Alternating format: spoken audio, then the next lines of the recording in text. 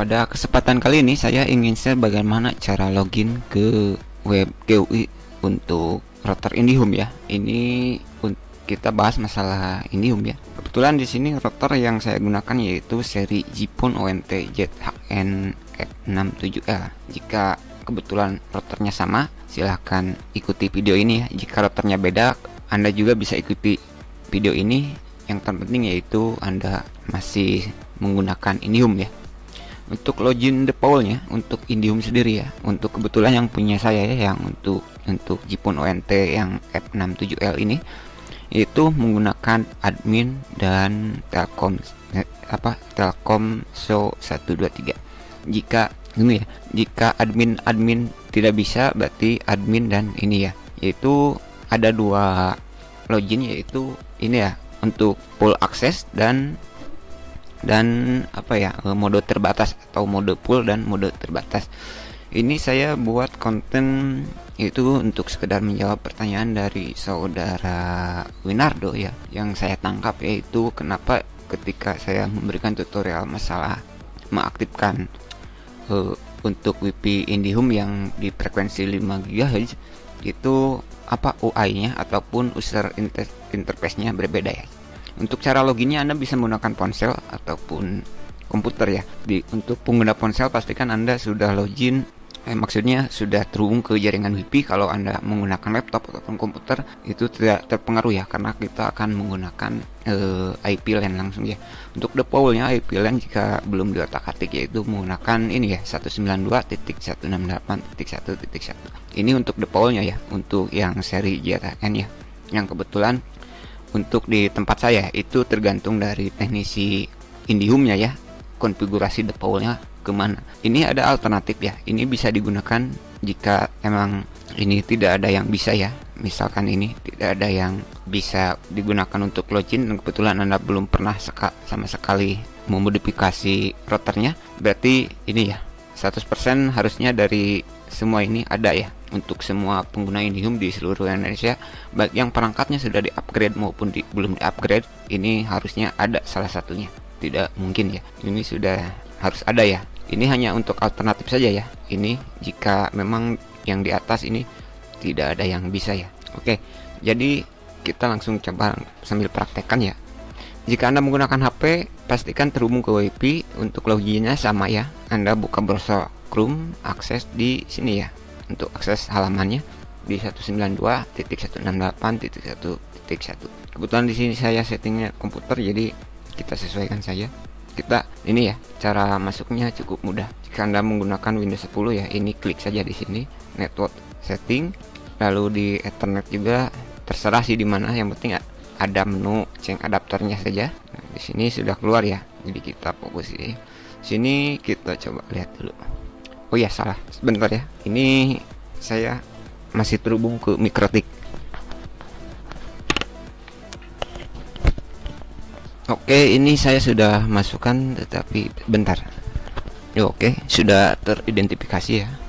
Apakah kita harus konfigurasinya statis ataupun dinamis? Ternyata ini dinamis ya. Kita settingnya dinamis. Mungkin Anda bingung gitu perbedaan dinamis dan statis itu. Kalau dinamis kita otomatis ya IP-nya gitu. Setting IP P4-nya di sini ya. Kalau memang ini ya, jika masih cakra, kemungkinan harus dikonfigurasi secara statis. Klik kanan properties, pilih ini, lalu isikan dengan ini ya.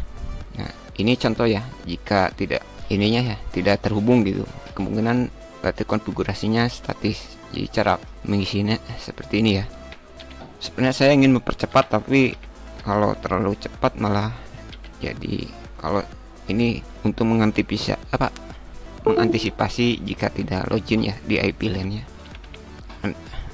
Anda bisa gunakan 66.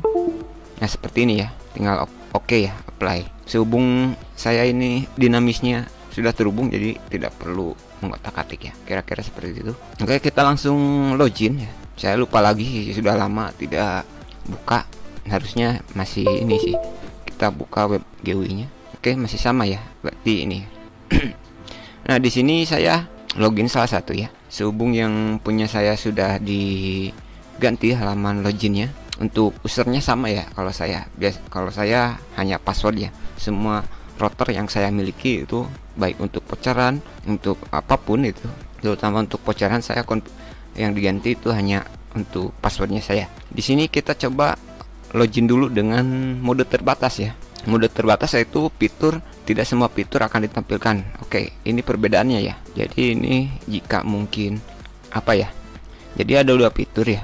Jadi biar tidak salah, ini untuk menjawab beberapa pertanyaannya, bukan dari saudara Winardo saya. Ini banyak yang menanyakan masalah UI-nya ya, user interface-nya dari modem IndiHome ini. Di sini kita coba ke mode terbatas dulu ya. Kita user ini sudah secara logika saya ya. Mode user berarti mode penggunanya, bukan admin. Kalau admin kan full fitur di Mikrotik apapun itu biasanya user dan admin tentu lebih full admin daripada user ya. Apalagi di Mikrotik ya. Di Mikrotik sampai 3 ada 3 konfigurasi ya. Ada yang full, ada yang bisa, ada yang apa ya, hanya bisa melihat saja, dan ada yang hanya bisa mengedit saja. Kalau di Mikrotik lebih kompleks ya. Oke, di sini saya ini pakai user ya.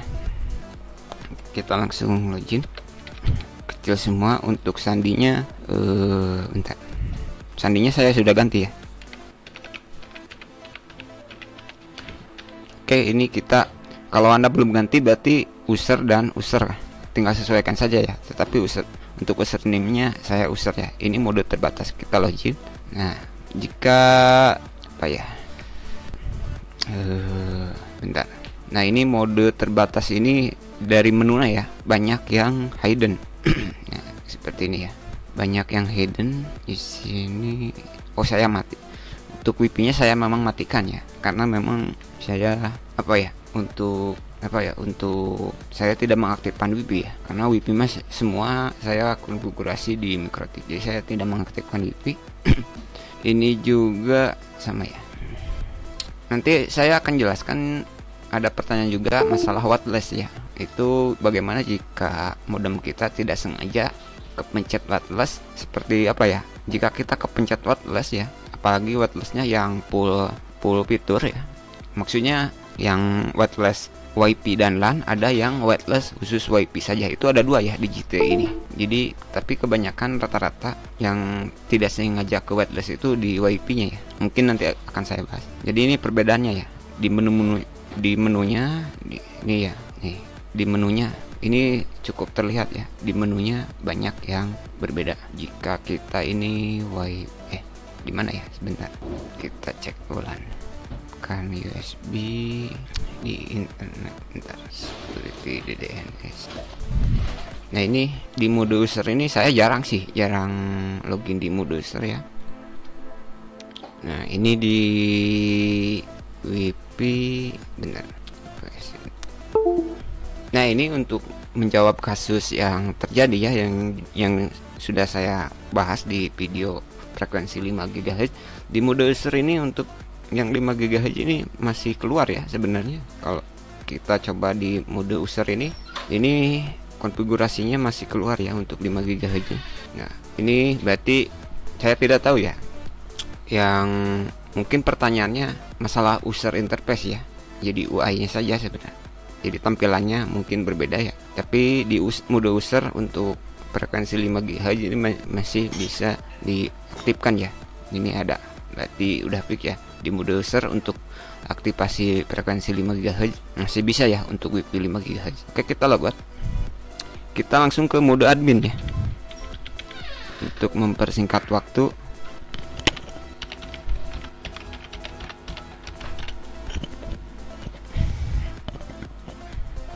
oke, kita login di mode admin.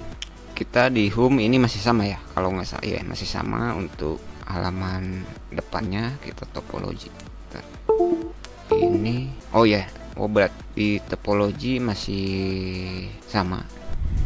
Kalau nggak salah sih menu topologi ini sebelumnya nggak ada apa-apa. Jangan-jangan saya mengaktifkan auto update firmware ya. Tapi yang terlihat jelas ini di mode internet ini fullnya menunya berbeda sekali ya. Jika anda perhatikan gitu di mode user ini ya, di mode user dan admin. Kalau admin lebih full ya, seperti ini. Ini Jadi saya menjelaskan masalah perbedaan masalah loginnya saja sebenarnya, masalah mode user dan admin. Sekali lagi, jika Anda tidak bisa login dengan salah satu ini ya, saya asumsikan Anda belum mengganti gitu ya. Untuk menggantinya ada di manajemen ya, di akun. Nah, di sini. Jadi untuk menggantinya ada di sini ya. Nah, ini untuk mode usernya ya. Untuk menggantinya, mengganti password maupun wajib ya. Kalau menurut saya Anda wajib mengganti username ya. Kenapa mengganti username ya? Kalau Anda tidak ganti itu berbahaya ya. Saya tidak akan menjelaskan lebih lanjut sebenarnya. Ini jika Anda tidak ganti, saya buka channel saya di sini ya.